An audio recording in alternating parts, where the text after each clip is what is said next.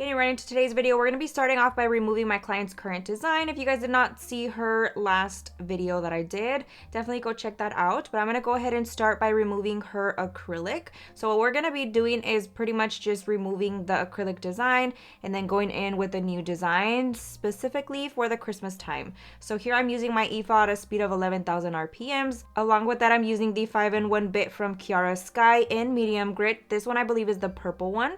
I'm just going to be going in with about medium pressure while doing this process so that I can efficiently remove that and not take forever trying to remove that acrylic. It can be a little bit tedious, but as long as you are moving around the nail, it is going to be perfectly fine. So I am kind of moving around and using different parts of that bit so that I can successfully remove that acrylic nicely.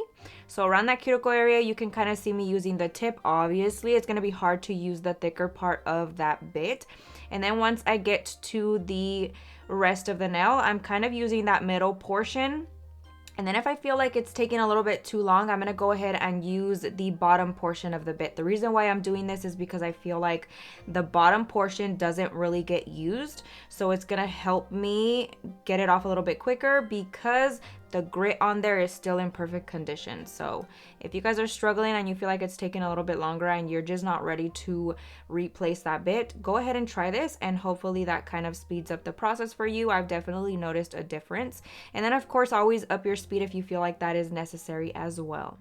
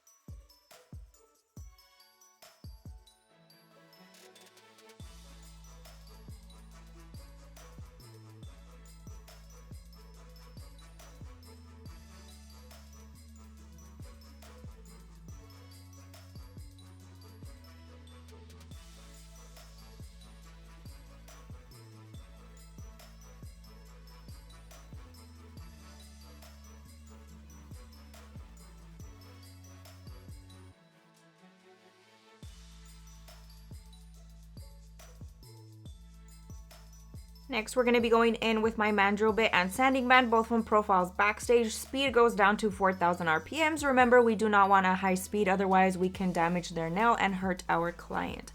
Very light pressure when doing this process. I'm just going to be going in one direction and fully buffing that shine off of her natural nail portion. And then at the same time, I'm pushing back her cuticle so that I don't have to use a cuticle pusher. And then also at the same time, I'm going to be removing any lifting she may have. She does get lifting typically, for the most part, on her middle finger. That is the one that I noticed that she does get lifting on, if she gets lifting at all. And you want to make sure that you are fully removing that, otherwise you can cause moisture to be trapped under there, and that is always a no-no. So make sure you guys are fully removing any lifted area that your clients might have. My girl is a hairstylist, so she definitely has her hands in products, in water all the time. So she is definitely prone to getting some lifting. So we try to minimize that by properly prepping her nails. Someone actually recommended that I use a rubber base. So if you guys have a good recommendation of a good rubber base, comment down below and I'll definitely check that out, because I'll definitely try that on her, as she does get quite a bit of lifting with her work. So we're gonna go ahead and finish prepping that. Then we're gonna be going in around those cuticles.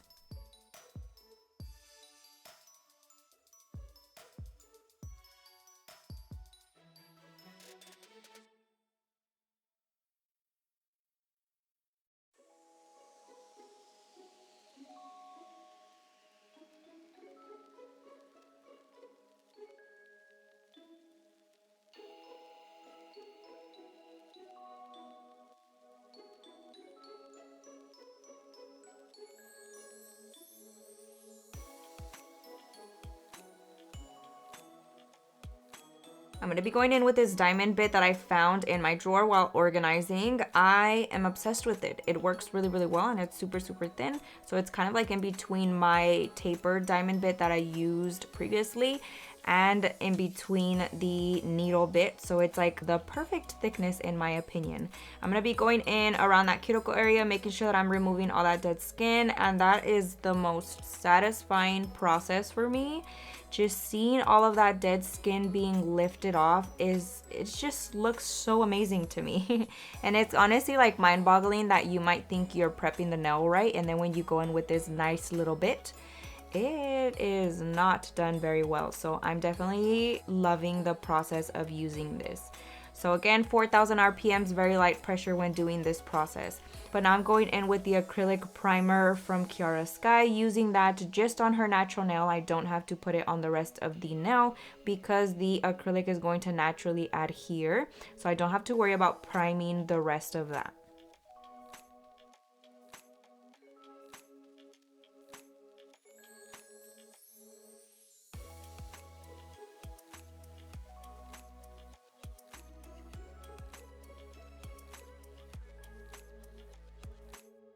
I'm going to be going in with the beautiful green that I use on my own nails as well from Kiara Sky. As I mentioned, this is a dip powder. She showed me kind of some inspo photos for her nails, and I know you guys already know that I'm obsessed with green lately, so I figured I would go in. I definitely could have used a brighter green, but this is just perfection, I feel like, so I had to use it again. We're going to be going in on a few of the nails and using this as our base. Now I did notice, because her nails are shorter, obviously we want to make them a lot thinner, and because they're a lot thinner, I feel like you can see a lot more patchiness when it comes to the opaqueness of the color. Now this is a dip powder, so I don't expect it to be at the consistency and at the amazing level of an actual acrylic powder, because it is not an acrylic powder. However, I did have to layer that on just slightly a little bit more to get more of the areas a little bit less see-through and more opaque. So just kind of a heads up if you guys are going to be using this. I haven't noticed any lifting at all whatsoever on my own nails, and I have already smacked them around a few times.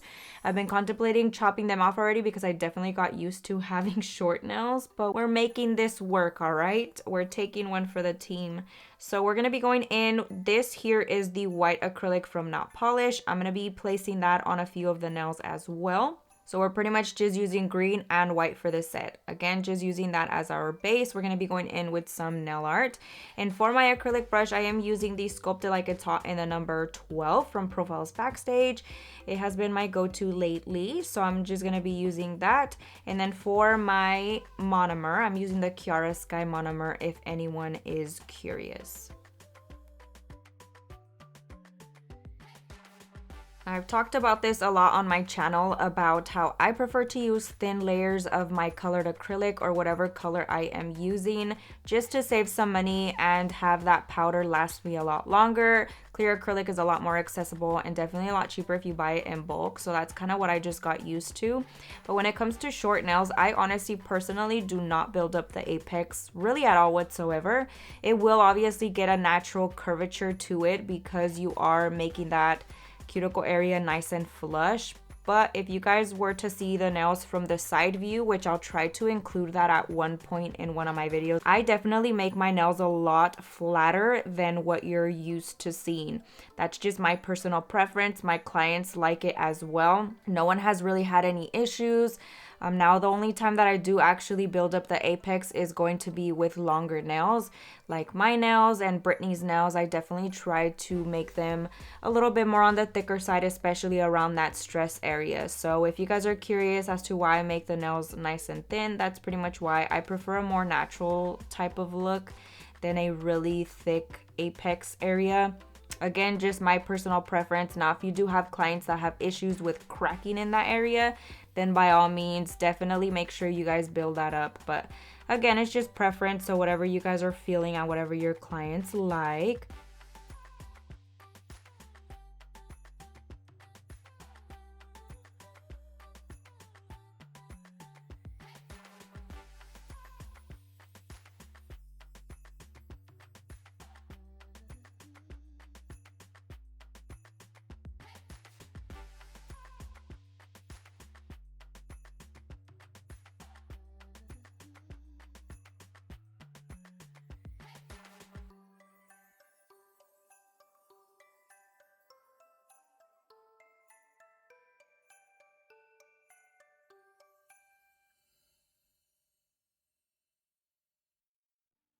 Now I did go in with some clear acrylic and I encapsulated the green nails because again, that is not acrylic powder, that is dip powder, and I'm not sure how it's gonna withhold against any type of like natural damage that may happen to acrylic nails.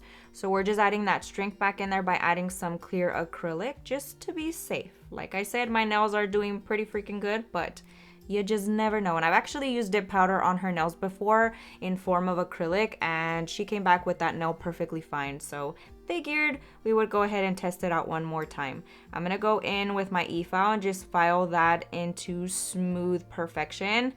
And I'm gonna be focusing on that cuticle area, making sure that that is nice and flush, and then going throughout the entire nail.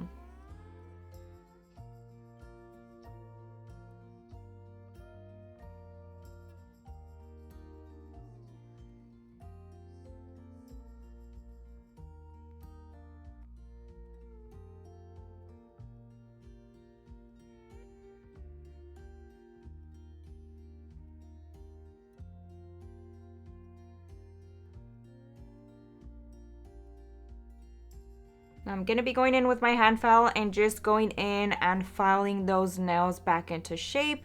Once you lay the acrylic, it can get a little bit distorted, so I want to make sure that everything is nice and smooth and nice and rounded at that tip. I've been obsessed with the fact that she started doing almond nails. I really love a good short almond nails, and they really do look very flattering on her hands. So I've definitely been enjoying this transition. If you guys did not watch my previous videos where I did Amber's nails, they were always more of like a tapered square slash coffin type of shape. So we are loving the almond nails for sure.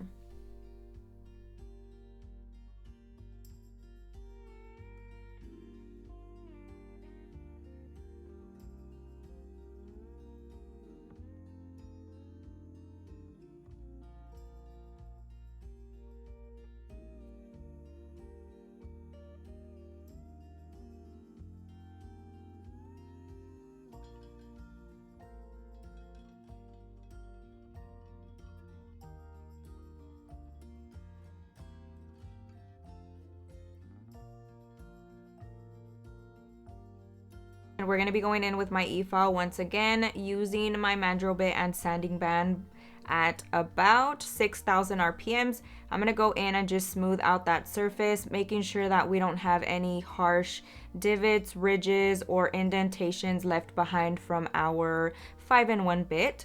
And I'm just going back and forth across the nail, going up and down horizontally and all that good stuff to make sure that everything is fully blended and super, super smooth.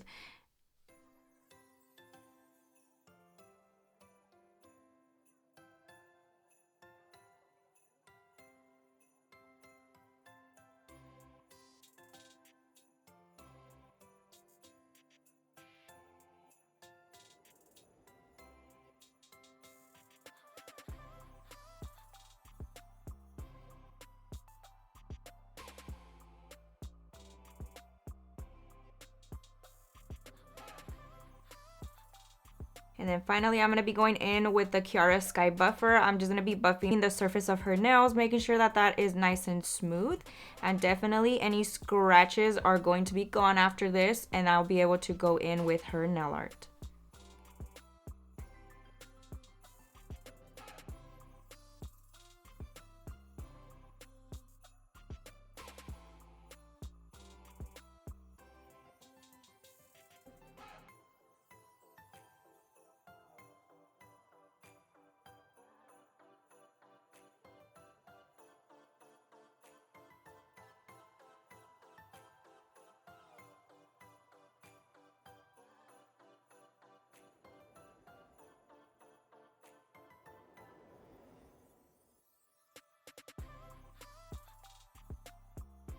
I'm going in with the lint free wipe and a little bit of Young Nail Swipe, and we're going to be cleansing the surface of the nail, removing any excess dust and oils that may have been transferred throughout the process, just making sure everything is perfect for our nail art application.